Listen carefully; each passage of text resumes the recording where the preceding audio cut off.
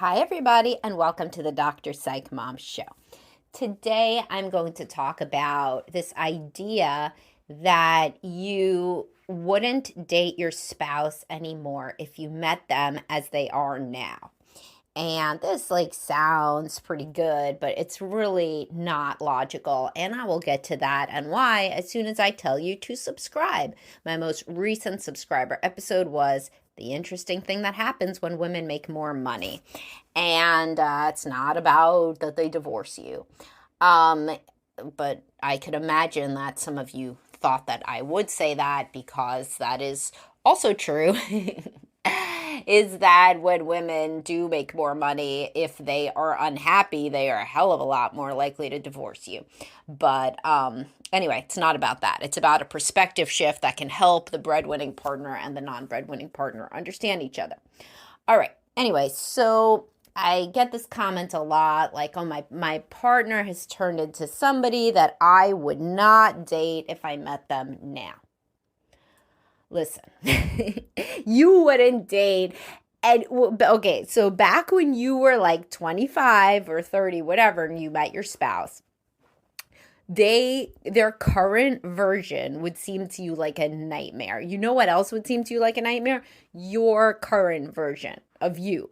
You would think that you were really old and dull and rigid and go to sleep too early and have a pot belly also, so you cannot compare. People say, oh, my spouse changed so much. Like, what did you think was gonna happen? As your spouse grew and matured over the course of decades, did you not think they were gonna change? Of course they're gonna change. Obviously, they're gonna change into a parent of one child, then a parent of multiple children, eventually a grandparent. Their career is going to change and grow. Their confidence level, their looks, their sex drive, all of it's going to change.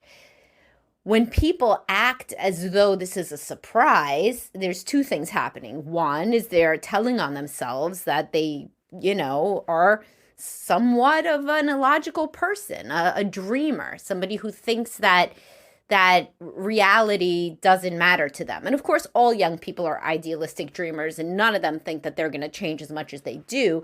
But there's a normal distribution, as I always say, for everything. And people who really are shocked by change are more in the illogical dreamer category.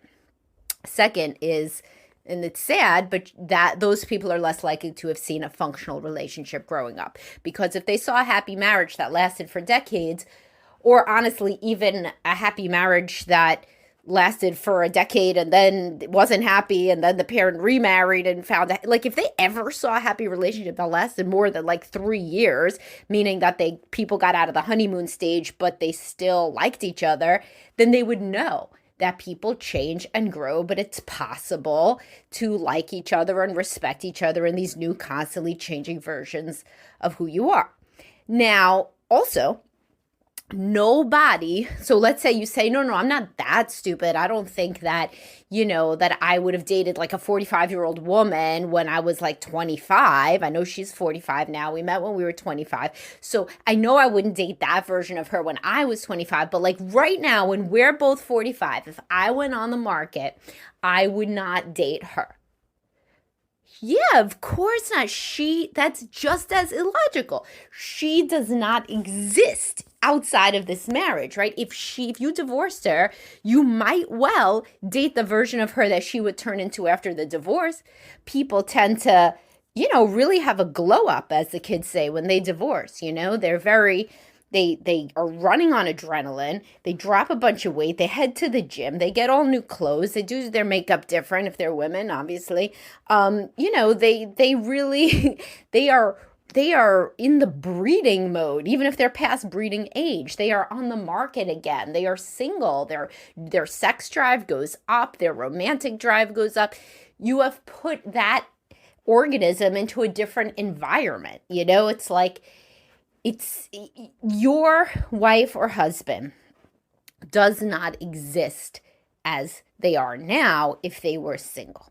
So the interesting question to ask yourself, instead of saying how, like you wouldn't date this person if you met them now. Because I mean, imagine it's like a Saturday Night Live skit, right? To like go on a date with like your current married spouse. Like, like what would that even look like? Like a guy is sitting at dinner with a woman and she's like, just talking about the kids and about their home renovations and about their upcoming vacations. What are those things? Those things don't exist in the construct of dating, right? Nobody, even if you're divorced with kids with a home renovation and an upcoming vacation, nobody talks about that shit in the same tone on a date as they do to their spouse. That's their life together that they're talking about the logistics of versus, a new person that doesn't know anything and that you're excited about because they're new, because literally that's a novelty response and we are wired to respond differently and release more adrenaline if it's a novel. If we're a rat in a novel maze, we explore more. And the partner sitting across from you that's new is a novel maze, and the old partner is the same old maze. You don't see a rat exploring the same old maze. What's to explore? Nothing, So point being, that the thought experiment that is of utility here is literally like, what would, if, let's say I divorced my partner and they did have the glow up and they did, put themselves out there in a different kind of way with the energy that is a version of what they used to have, but more befitting somebody of X age, would I be attracted to them then? Some people still would. Many people still would. And those people realize maybe what we want to do is try to be our best selves with each other. This is like what people start to agree on trying in couples counseling, often with quite a lot of success.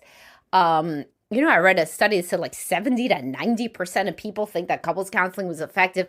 Now, obviously, there's cognitive, dissonance reduction there. If you spend a lot of time and money on couples therapy, it's obviously you don't want to feel like a fucking idiot, right? So then you're going to say it was very effective. But if you say it was very effective, then your marriage is happier. So it's like, it's all like the placebo worked. That like even if it's a placebo, it worked. But anyway, point is, so in couples counseling, we sit there and we think like, how can we make this not the same old maze? Can we get date nights going? Can we try sex in a different way? Often the new way is having sex. Can we get a babysitter for the kids sometimes? What do we hate in our life? Can we remove those constrictions like the fucking home renovation? Maybe we don't have to do it. Or maybe that's what makes it a new maze, literally. There's like a lot of different ways to create a sense of novelty. In fact, couples counseling itself creates novelty because you're talking about new things in a different kind of way. It's almost like a bizarre version of dating, because like you're learning new things about each other for often the first time in years and years and ever for some things that we talk about. Some people, they never talked about anything. Like I sit there, I talk about people, they've been married for 20 years. And I say, oh, what was your first sexual experience like? They've never talked about that ever, and they've been having sex issues for all this time. And meanwhile, a lot of the clues as to what they would like or not like or why they're shaped how they are were in the seeds of their earliest experiences, which they've never talked about, right? So anyway, point being, if you think of your spouse as somebody who, if they had a glow up, you would, and were energetic again at the level befitting a person now, which has kids and the house and the job and everything, and you feel like you might be interested in that version of the person, well, then let's try to get the context and the environment to be more exciting or calm or loving or whatever it is that would allow the best version of your partner to flourish. Now, if you really feel like, I kind of was never wholly into my partner ever, and or I am currently very much not, if they had a glow up after we divorced, I wouldn't even notice or care because I would be like a bat out of hell onto the dating market because I really cannot stand my spouse and I am just waiting here, twiddling my thumbs until the kids get to be 18, something I've heard from both men and women, then, then this doesn't help you, right? So you got to figure out differently, like, do you want to stay around in something that you can't stand? Some people do, some people don't. It depends on the level of conflict.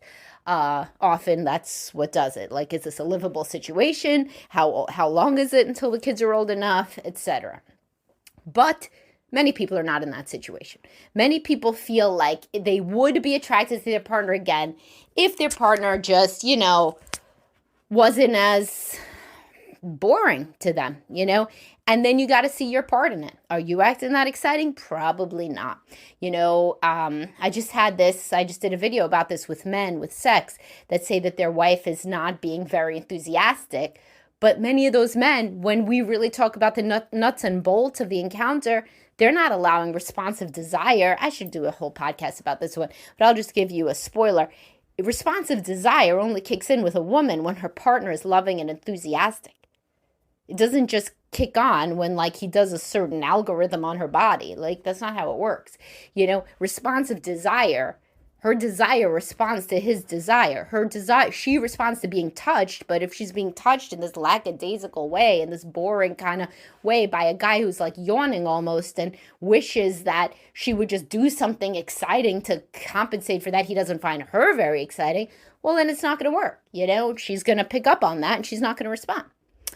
And I'll do a whole podcast about that for you guys, because I'm sure, as always, the sex ones get much more audience engagement and listening and what have you. But my point is bigger than sex. It is that if you are not bringing your energy, your most positive energy to the relationship, expecting your partner to do it is absurd. And if you feel like you wouldn't date them, think about what you would think of you if you were on the date. What would a woman think about you on the dating market? And if you think, oh man, women would be falling all over me, well, I got some narcissistic podcasts that you should listen to and self-absorbed ones, because really I have never seen a situation. The more the guy talks, I'll tell you this, the more the guy talks about how women will be eating him up all over the dating market and his dumb wife is just the one that wouldn't, it's like he becomes like less attractive with the syllable. So then this is usually not right. I'll just tell you guys that. If you have thought, oh man, look at me, best shape of my life, women would be dying to be with me, my wife's the only one that doesn't appreciate me, you probably want to work on that in therapy, because that kind of attitude would ruin any subsequent relationship, no matter how great you look at the gym. All right, I will talk to y'all soon. Thank you for listening and have a great day, guys.